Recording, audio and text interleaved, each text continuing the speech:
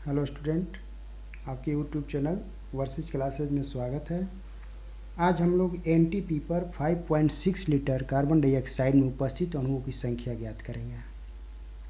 इसके पहले थोड़ा एवोगाड्रो संख्या जान जाते हैं कि ये किसके किसके बराबर होता है।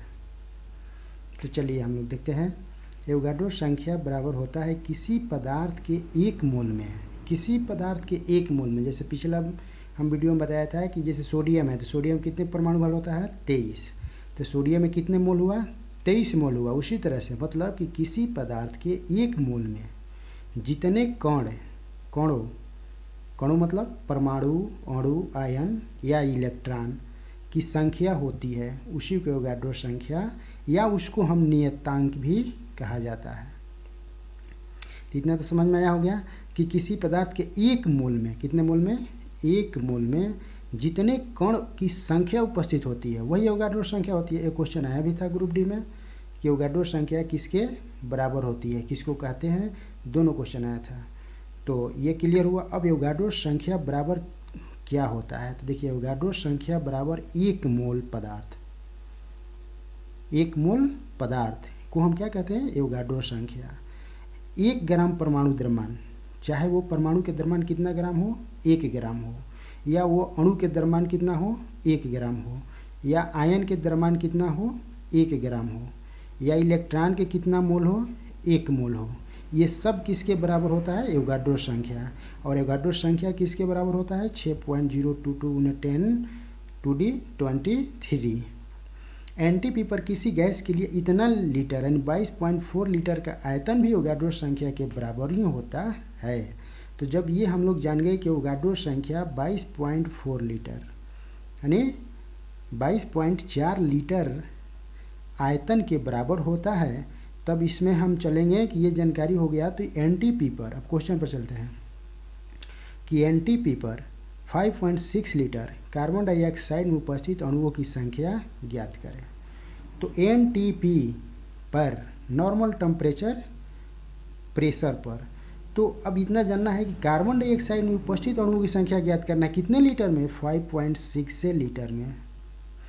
तो सबसे पहले हम इसको देखेंगे कि एनटीपी पर किसी गैस के भी लीटर का मतलब कि 5 litre, 10 litre, 15 litre, 1 litre, 2 litre, जैसे ये 5.6 लीटर वही भी लीटर हुआ, में अणुओं की संख्या क्या होता है, तो लीटर में गैस का आयतन बटा 22.4 लीटर गुने एवोगाड्रो संख्या। लीटर में गैस का आयतन, लीटर में गैस का आयतन मतलब कितना लीटर, तो 5.6 लीटर यानी 5.6 लीटर। चाहे यहाँ जो भी दिया रहता वो हम यहाँ लिख देंगे और 22.4 से भाग देंगे, एवोगाड्रो संख्या से मल्टीप्लाई कर देंगे, वही निकल जाएगा एनटीपी पर किसी गैस में अणुओं की संख्या। तो एकदम ट्रिक विधि है कि कोई भी हम गैस है उसमें हम 22.4 से हम भाग देकर एवोगाड्रो संख्या से मल्टीप्लाई कर लें, हमको क्या आ जाएगा, उतना लीटर में अणुओं की संख्या निकल जाएगा। तो ये भी क्वेश्चन आया था ग्रुप डी के शायद 17/9/2018 में आया था। तब ये क्वेश्चन को हम हल करते हैं। तो बराबर क्या लिखेंगे भाई, अणुओं की संख्या में, अणुओं की संख्या में, तो कितना लीटर में गैस है, तो 5.4 बटा कितना लिखेंगे 22.4, ये भी लीटर और ये भी लीटर, लीटर तो सही कट गया, गुने एवोगाड्रो संख्या। तो एवोगाड्रो संख्या आप जानते हैं कि 6.022 गुने 10⁻23 इतना होता है। अब इसमें हम भाग दे देंगे तो 4 बार में कट जाएगा, 6 चौके 24, 5 चौके 20 से 2 22, ये 4 बार में क्या हो गया, कट गया। तो कितना आ गया 6.022 गुने 10⁻23 बटा 4। अब इसको हम भाग दे देंगे इसमें, तो दे देते हैं, तो 4 एकम 4 दशमलव। अब यहाँ पर ये 0 जाएगा तो ये 22 कटाएंगे, तो 4 5 कितना हो गया 20, अब फिर 2 बचेगा तो 0 दे करके 4 5 20, 10⁻23 यही हो गया किसका, तो एनटीपी पर 5.6 लीटर में कार्बन डाइऑक्साइड में उपस्थित अणुओं की संख्या। तो यही हो गया क्या, हमको अणुओं की संख्या। इतना तो क्लियर हो गया। अब हम थोड़ा इसके बारे में और थोड़ा नॉलेज लेते हैं कि ये एवोगाड्रो संख्या जो दिया है एवोगाड्रो, ये कहाँ के था। एवोगाड्रो एक वैज्ञानिक था, उसी ने दिया था, कहाँ के था और क्या दिया था, वो भी क्वेश्चन आता है क्या दिया था। तो चलते हैं आगे उसके क्वेश्चन पर। तो ये दिया था, ये इटली का वैज्ञानिक था, कहाँ के था, इटली के वैज्ञानिक था। ध्यान दीजिएगा, नोट में लिख देता हूँ, इटली के ये वैज्ञानिक था एवोगाड्रो। कौन था, एवोगाड्रो। और ये सन 1811 ईस्वी में एक नियम दिया था, एक नियम दिया था। क्या नियम दिया था उसके बारे में लिख रहा हूँ। नियम दिया था ये कि नियत ताप पर, नियत ताप पे और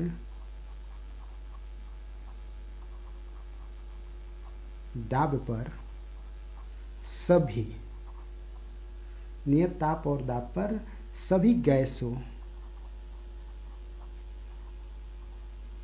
के समान आयतन में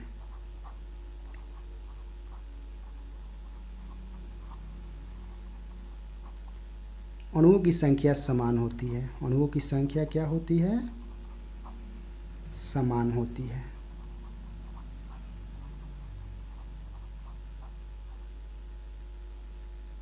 अब देखिए, ध्यान दीजिए, ये क्वेश्चन आया था कि नियत ताप और दाब पर सभी गैस के समान आयतन में अणुओं की संख्या समान होती है, यह किसका नियम है। तो दे देता है कि एवोगाड्रो का नियम, पॉली का नियम, न्यूटन का नियम, इस तरह से ऑप्शन दे देगा। तो ये ध्यान देना है कि नियत ताप, नियत ताप को हम क्या कहते हैं, कांस्टेंट, मतलब क्या, नगण्य। क्या कहते हैं इसको, नगण्य, नगण्य कहते हैं, यानी कांस्टेंट कहते हैं इसको। मतलब कि जहाँ कोई क्या हो, टेम्परेचर और दाब न हो, उसको नगण्य। तो इतना तो क्लियर हुआ कि नियत ताप और दाब का मतलब क्या हुआ, नगण्य। पर सभी गैस, यानी कोई भी गैस हो, कार्बन, ऑक्सीजन, हाइड्रोजन, कोई भी गैस हो, वो सभी में जितने अणुओं की संख्या रहेगा वो क्या रहेगा, आपस में समान रहेगा। और इस प्रकार उसने ये नियम दिया था, क्या दिया था कि भी जो समानुपात होगा किसका होगा, एन। और भी क्या है ये, तो भी है गैस का आयतन, गैस का आयतन, और ये एन क्या है, तो ये अणुओं की संख्या है। अब ये भी समानुपाती एन है, तो भी किसके बराबर होगा, के एन। जहाँ के एन हम क्या ले, अब यहाँ पर ध्यान दीजिए, जहाँ ये के क्या ले लिया, एक स्थिरांक ले लिया, क्लियर है, बराबर करने के लिए, तो समानुपाती था। अब बराबर करने के लिए एन एक क्या ले लिया, स्थिरांक ले लिया, और इसको n1 कर लिया, और इसी को समीकरण क्या कर लिया, प्रथम कर लिया। फिर क्या किया कि उसने फिर भी बराबर किया के n2 के, और ये क्या कर दिया, इक्वेशन 2 कर दिया। ये क्यों कि ये हो गया हमको प्रथम गैस। वो तो बोला है ना अभी, नहीं इसमें बोला गया है कि नियत ताप और दाब पर सभी गैस, सभी गैस का मतलब हम कई भी गैस ले सकते हैं। तो यहाँ भी उसने 2 गैस लिया, वो प्रथम गैस ले लिया कार्बन डाइऑक्साइड, और दूसरा मान लेते हैं कि कार्बन डाइऑक्साइड ले लिया, एक दूसरा ले लिया, दूसरा गैस ले लिया। अब यहाँ पर हम मान लेते हैं ऑक्सीजन ले लिया। तो इसको इक्वेशन किया फर्स्ट, इसको इक्वेशन, अब यहाँ पर भी दोनों आपस में बराबर है, तो ये भी बराबर हो जाएगा। तो क्या होगा, के n1 बराबर के n2, यानी n1 बराबर क्या हो जाएगा, n2। इसका मतलब क्या हुआ, देखिए निष्कर्ष वही निकला कि नियत ताप और दाब पर सभी गैसों के समान आयतन में अणुओं की संख्या क्या होती है, समान होती है, जो n1 और n2। तो प्रूफ करके भी ये बताया था। ये क्वेश्चन बार बार आता है, ये इक्वेशन भी आता है। तब तक के लिए धन्यवाद। थोड़ा लाइक, सब्सक्राइब और कमेंट करिए कि तो अच्छा लगे कि हाँ हम पढ़ा रहे हैं तो कैसा पढ़ा रहे हैं, और सब्सक्राइब करिएगा तो और अच्छा रहेगा, क्योंकि अगर संख्या बढ़ रहा है तो लाइव भी हम आ जाएंगे। Thank you very much.